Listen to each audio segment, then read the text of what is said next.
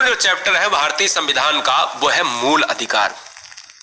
मूल अधिकार है, यहां से क्वेश्चन इतने बनते हैं कि आपके एग्जाम में क्वेश्चन आना ही आना है। एक क्वेश्चन मूल अधिकार से आना है तो 2 स्लाइड के अंतर्गत हम इस मूल अधिकार को पढ़ लेते हैं। तो याद रखिएगा कि मूल अधिकार क्या होते हैं। तो मूल अधिकार दोस्तों फंडामेंटल राइट्स होते हैं। फंडामेंटल राइट्स का मतलब क्या होता है कि जो नागरिकों को मिलने चाहिए। वे अधिकार जो व्यक्ति के जीवन के लिए मौलिक तथा अनिवार्य होते हैं, मतलब हमें जीने के लिए, यानी हमें अगर जीना है तो हमें अधिकार मिलने चाहिए। हमें बेड़ियों में जकड़ कर नहीं कोई रख सकता है। हम स्वतंत्र हैं, भारत का नागरिक स्वतंत्र है, और अगर स्वतंत्र है तो वो नागरिक को कुछ अधिकार दिए जाते हैं, वही दोस्तों फंडामेंटल राइट्स कहलाते हैं, मूल अधिकार कहलाते हैं। भारत के संविधान में मूल अधिकार कहां से लिए गए हैं? भारत के संविधान में मूल अधिकार लिए गए हैं अमेरिका से लिए गए हैं, यूएसए से लिए गए हैं। ये भी पॉइंट आप पढ़ चुके हैं, अगर नहीं पढ़ा है तो लिख लीजिए स्टार बना के। भारतीय संविधान द्वारा भारतीय नागरिकों को 7 मूल अधिकार प्रदान किए गए थे। ये थे पर देखिए इंपॉर्टेंट है, याद रखिएगा। तो जब क्वेश्चन में पूछा जाए 2 स्टार बना के क्वेश्चन लिख लीजिएगा कि मूल संविधान में कितने मूल अधिकार थे, तो 7 थे।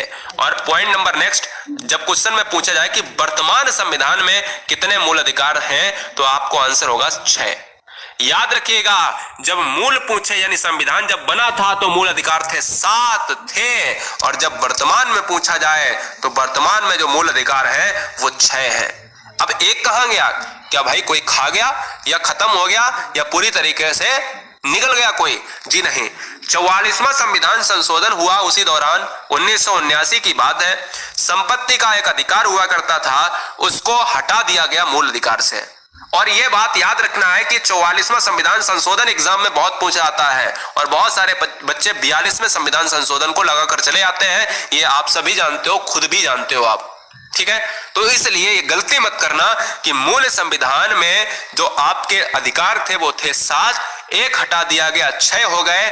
और वो हटाया कौन से संविधान संशोधन से गया है? न कि 42वें से बल्कि 44वें से। 44वें संविधान संशोधन 1978 या 79 की बात करें तो हटाया गया दोस्तों, और उसको एक कानूनी अधिकार, ये क्वेश्चन भी आ चुका है कि जो संपत्ति का अधिकार है वो वर्तमान में कौन सा अधिकार बन गया है? तो वो कानूनी अधिकार का हिस्सा बन गया है, ठीक है। तो स्टार बना के लिख लेना, संपत्ति का अधिकार हटाया गया। संपत्ति का अधिकार कौन से संविधान संशोधन से? संपत्ति का अधिकार अब क्या बन गया है? तो कानूनी अधिकार या विधिक अधिकार। कभी कभी ऑप्शन में कानूनी अधिकार नहीं देता है, विधिक अधिकार दे देता है, तो विधिक अधिकार भी आपको लगाना है, यानी ये भी लॉ से ही डिपेंड करता है। तो मूल संविधान की बात करें तो 7 थे, वर्तमान में कितने हैं? 6 है। कौन से हैं? एक समानता का अधिकार है, एक स्वतंत्रता का अधिकार है, एक शोषण के विरुद्ध का अधिकार है। कल को क्वेश्चन ये भी पूछा जा सकता है जीके की क्लास, जीके के जो है क्वेश्चन पेपर में, कि भैया इनमें से कौन सा मूल अधिकार नहीं है।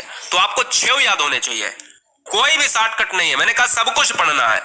समानता का अधिकार, स्वतंत्रता का अधिकार, शोषण के विरुद्ध का अधिकार, धार्मिक स्वतंत्रता का अधिकार, सांस्कृतिक शिक्षा का अधिकार और संवैधानिक उपचारों का अधिकार, ये 6 हैं। अब इनको हम एक एक करके देख लेते हैं, क्योंकि क्वेश्चन तो भैया यहीं से बनेगा।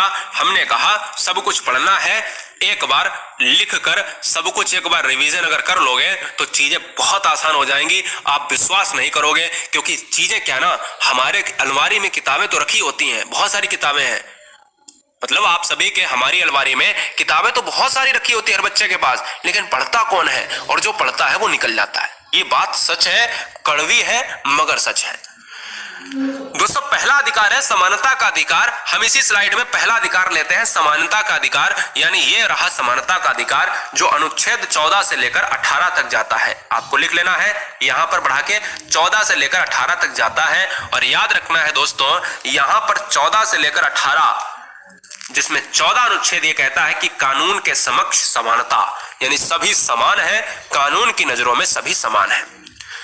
15वां अनुच्छेद कहता है, जो इंपॉर्टेंट होगा वो मैं बता दूंगा। 15वां इंपॉर्टेंट ये कहता है कि धर्म, नस्ल, जाति, लिंग के आधार पर हम किसी से समाज में रह रहे लोगों के बीच में भेदभाव नहीं करेंगे, चाहे वो कोई भी धर्म का हो, नस्ल का हो, जाति का हो, लिंग का हो, कोई भी भेदभाव नहीं करेंगे। राज्य के अधीन नौकरियों के समान अवसर दिए गए हैं, यानी 16वें में, और ओबीसी और एससी कैटेगरी में कुछ आरक्षण दिया गया है जो एक अपवाद है, ठीक है ना। राज्य के अधीन नौकरियों का समान अवसर, अगर क्वेश्चन में ये इंपॉर्टेंट है, याद रखना है, ये इंपॉर्टेंट है। राज्य के अधीन नौकरियों में समान अवसर दिए गए हैं अनुच्छेद 16 में। और ये भी बहुत इंपॉर्टेंट है, कई बार इसमें से समानता का अधिकार में ये दोनों आपको भूलने नहीं है, वेरी वेरी मोस्ट इंपॉर्टेंट है। क्वेश्चन में ये कहता है कि बताओ अस्पृश्यता का संबंध किससे है, और पिछली बार तो क्वेश्चन यही पूछ लिया था, कहता है ये बताओ कि अनुच्छेद 17 का संबंध किससे है।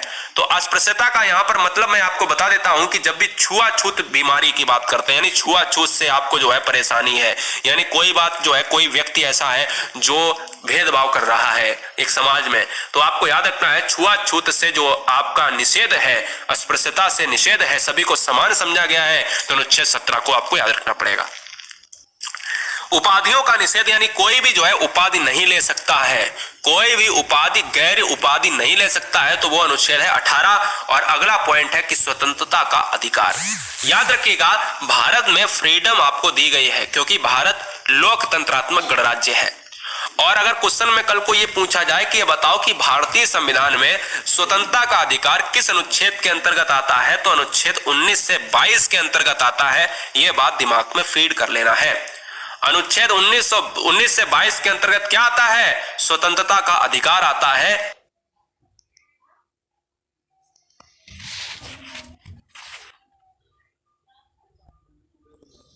गाइस कई बार एग्जाम में पूछा गया है। विचार और अभिव्यक्ति की स्वतंत्रता, अस्त्र शस्त्र रहित तथा शांतिपूर्वक सम्मेलन की स्वतंत्रता, 6 से 7 प्रकार की स्वतंत्रता दी गई है। समुदाय और संघ निर्माण की स्वतंत्रता, ठीक है ना। भारत राज्य क्षेत्र में जहां भी आप चाहो वहां घूम सकते हो, भारत राज्य क्षेत्र में कहीं भी आप जो है घूम सकते हो, व्यापार आप कर सकते हो, रह सकते हो, जमीन खरीद सकते हो।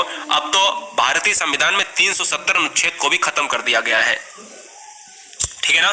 तो अब आप जम्मू कश्मीर में भी कहीं भी रह सकते हो, जगह भी खरीद सकते हो, आप विवाह भी कर सकते हो, कोई दिक्कत नहीं, ये भी आपको याद रखना है। अगला पॉइंट आता है, क्वेश्चन में ये कहता है, बहुत इंपॉर्टेंट है दोस्तों, सबसे ज्यादा इंपॉर्टेंट है, शोषण के विरुद्ध का अधिकार किस अनुच्छेद के अंतर्गत आता है, तो अनुच्छेद है 23 से 24। याद रखिएगा अनुच्छेद 23 के द्वारा आपको कोई भी व्यक्ति जबरदस्ती श्रम नहीं करवा सकता। यानी अगर किसी बच्चे को श्रम करवाने के लिए उकसाया जाएगा तो फिर क्या होगा, दंडात्मक कार्रवाई होगी। याद रखिएगा किसी बच्चे को अनुच्छेद 23 के द्वारा आप श्रम नहीं करवा सकते हैं और श्रम की योजना लागू यहां पर नहीं हो सकती। कोई आप जाति वर्ण में सामाजिक स्तर पर भेदभाव नहीं होगा, यह अनुच्छेद 23 में कहा गया है, यानी बच्चों का शोषण नहीं होगा। अनुच्छेद 24 जो सबसे इंपॉर्टेंट है, स्टार लगा लेना, जिस पर मैं स्टार लगा दूं तो समझ लो बहुत इंपॉर्टेंट है। क्वेश्चन में यह पूछा जाता है कि ये बताओ कि 14 वर्ष से कम उम्र वाले बच्चों को कारखानों में या खानों में या जोखिम कार्य जो होते हैं उनको नहीं कोई व्यक्ति करवा सकता है, किस अनुच्छेद में कहा गया है, तो अनुच्छेद 24 में कहा गया है कि छोटे बच्चों को कारखानों में काम नहीं किया करवाया जा सकता है। यानी यह एक बाल निषेध है, बाल श्रम निषेध है। अगर ऐसा कोई पाया जाता है लिप्त कार्यों में तो वहां पर क्या होगा, दंडनीय अपराध होगा, दंडात्मक कार्यवाही होगी। क्लियर है। 14 वर्ष से कम उम्र के बच्चे अगर कारखाने में काम कर रहे हैं, खानों में काम कर रहे हैं या जोखिम भरे कार्य कर रहे हैं तो फिर निषेध है। धार्मिक स्वतंत्रता दोस्तों याद रखिएगा, धार्मिक स्वतंत्रता 25 से 28 के बीच में दी गई है। कई बार एग्जाम में पूछा जाता है कि धार्मिक स्वतंत्रता का अधिकार भारत के संविधान में किस आर्टिकल में है, किस अनुच्छेद में है। तो आपको याद रखना है कि यहां पर 25 से 28 के बीच में है और यहां 25, 26, 27, 28 में जो सबसे इंपॉर्टेंट है वो है 26 और 25। याद रखिएगा कि कहता है कि अंतःकरण की स्वतंत्रता का अधिकार, जहां पर हम अपने धर्म के बारे में सोचते हैं तो वो याद रखिएगा अनुच्छेद 25 है। और धार्मिक मामलों का जो प्रबंध करने की स्वतंत्रता, हर वर्ग के लोगों को यह स्वतंत्रता, यह फ्रीडम दिया गया है कि वो अपने धर्म के मामलों में प्रबंध कर सकता है, तो अनुच्छेद 26। अनुच्छेद 27 ये कहता है कि किसी विशिष्ट धर्म की अभिवृद्धि के लिए कर, जितने भी कर आप टैक्स की बात करते हो वो आप कलेक्ट कर सकते हो, तो वो अनुच्छेद 27 की बात करता है। यानी लोगों से आप जाकर ले सकते हो, एक धन जुटा सकते हो, आप इस तरीके से ट्रिकी वे में याद कर सकते हो। राजकीय शिक्षण संस्थाओं में धार्मिक शिक्षा जो है निषिद्ध करी गई है, यानी धर्म की शिक्षा नहीं दी जाएगी, चाहे फिर वो कोई भी धर्म हो, यानी कोई धार्मिक शिक्षा अलग से नहीं दी जाएगी, यह निषेध है। इसलिए इंपॉर्टेंट बन जाता है, सबसे ज्यादा इंपॉर्टेंट स्टार लगा के लिख लीजिएगा, स्टार लगा के लिख लीजिएगा कि अगर पूछा जाए कि धर्म के लिए शिक्षा नहीं दी जा सकती है तो कौन सा अनुच्छेद होगा, तो अनुच्छेद 28 होगा। और अगला पांचवा जो हमारा है मूल अधिकार, फंडामेंटल राइट्स, वो है संस्कृति और शिक्षा संबंधी अधिकार, जो आप सभी को शिक्षा एजुकेशन का महत्व समझाता है, ये आपको जानना चाहिए। तो याद रखना है कि अनुच्छेद 29 में ये कहा गया है कि नागरिक